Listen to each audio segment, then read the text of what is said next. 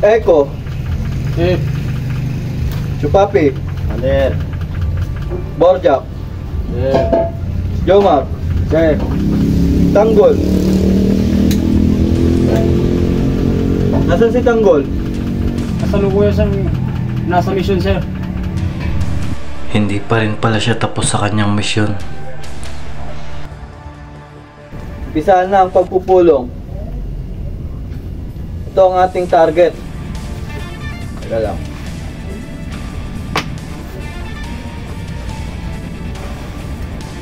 Tignan nyo itong mabuti. Ito ang ating target.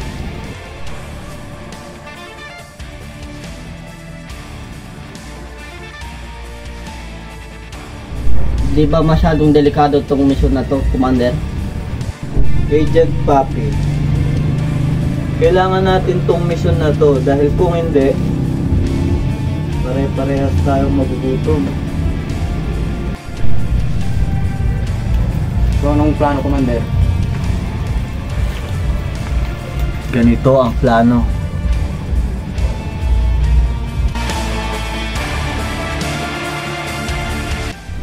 Mag-uumpisa lahat sa tindahan.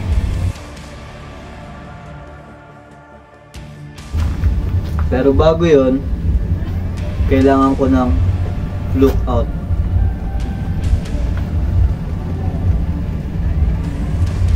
Palagay ko, ako yung naharap mo, Commander.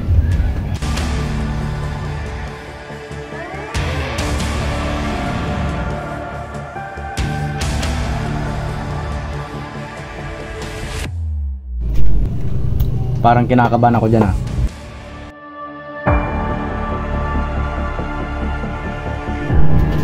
Sa kaliwang banda ng tindahan, merong masukal na kailangan niyong pasukin. Echo. Sir. Jomar. Sir. Papi. Sir. Kailangan niyong pasukin ang lugar na yon. Meron lang tayong 20 minuto para dito. Pagpasok nyo, makikita nyo ang isang puting baka. Kumanan kayo. Matatanaw nyo ang maliit na bahay. Mag-iingat kayo dahil nakatira doon ang isang retiradong veteran Philippine Army. Sa kanan naman ay kalsada. May mga sibilyan na dumadaan doon. Kaya kailangan nyong yumuko. Dahil kung hindi, pare-pareha tayong mahuhuli. Tandaan nyo yan. Yumuko kayo.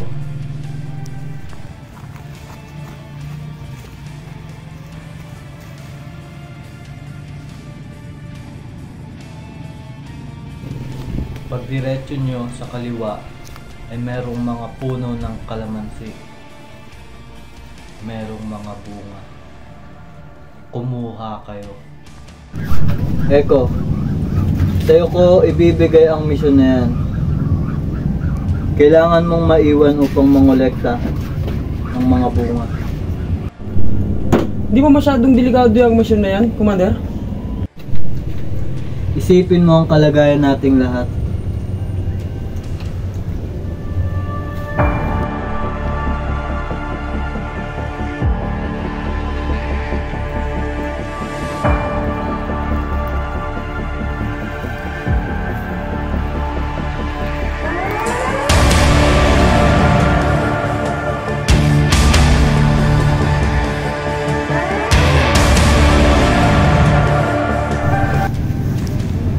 Tuloy ko naman si. Ingat na lang kayo dyan.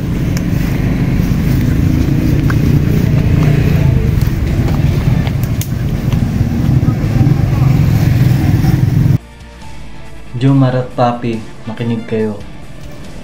Diretso lang kayo. Meron pang isang baka dun. Sa kanan, merong malaking paper tree. Magtago kayo sa likod nun. Dahil merong scout ranger na nagpapatrol. Kailangan nyo maghintay ng 5 minuto. Aalis siya upang manigarilyo kasabay ang veterano. Huwag nyong kakalimutan yan.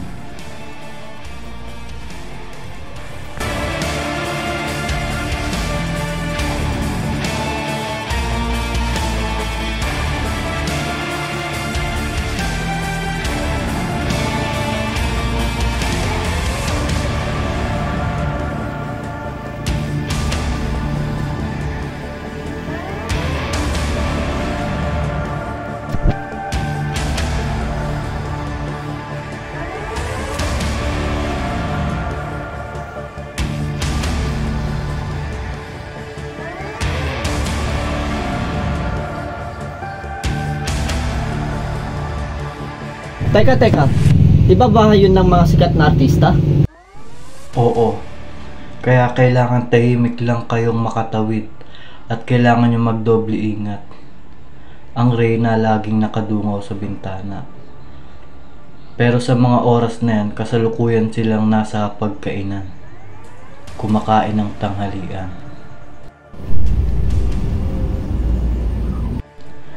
Sa may bandang likod ay may bukas na gate. Sinasadya nila yung buksan para dun pumasok ang may mga masasamang loob. Dahil meron dong 2 bantay. Kailangan yung mag-ingat sa 2 bantay na yun, kundi katapusan nyo na pag nahuli kayo ng mga halimaw na yun.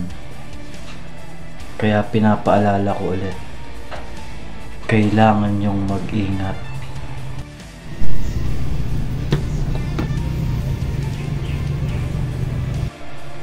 Pero huwag kayong mag-alala, di tayo dun papasok.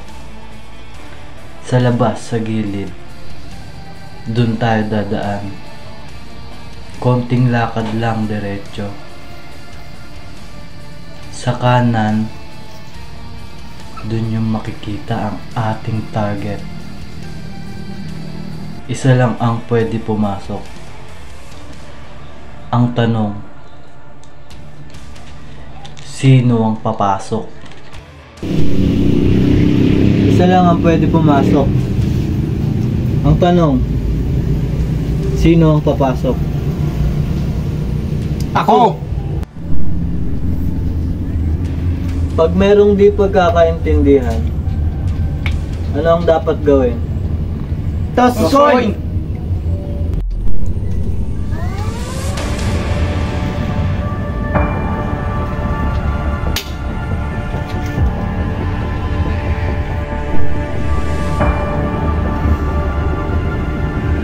Tao o ibon?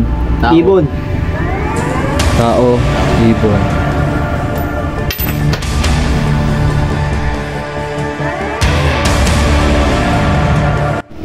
Jomar, tawagan mo ako pag nakuha mo ng target. Yes, Commander.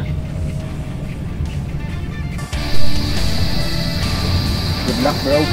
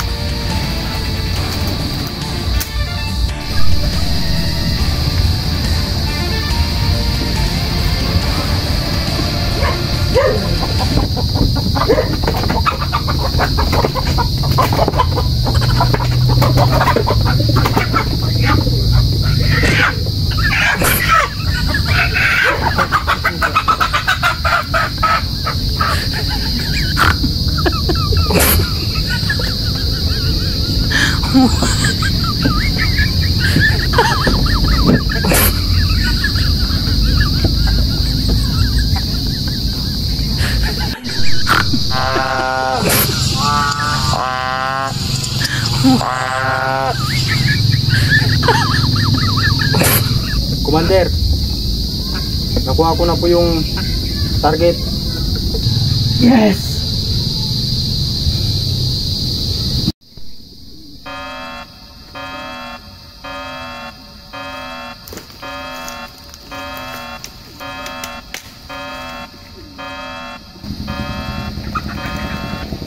No.